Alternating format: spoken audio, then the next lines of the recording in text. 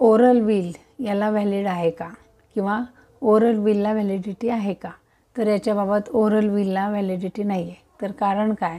तर Indian succession act याच्याप्रमाणे जे will आहे ते लेखी असलं पाहिजे. ज्याने ते विल बनवलं मृत्यूपत्र करणारे त्याची त्याच्यावर सही पाहिजे. तसेच त्याच्यावर तारीख पाहिजे, नंतर कुठं बनवलं प्लेस पाहिजे लिहिलेली, आणि 2 साक्षीदार ते साऊंड माइंड असले पाहिजेत आणि त्याच्यावर फोटो आणि सही असल्या पाहिजे आणि त्यांच्या सह्या असल्या पाहिजेत. तसेच जो मृत्यूपत्र करतो तो पण मेडिकली फिट असला पाहिजे, तरच त्याचं ते मृत्यूपत्र व्हॅलिड होतं. म्हणजेच ओरल विलला व्हॅलिडिटी नाही आहे.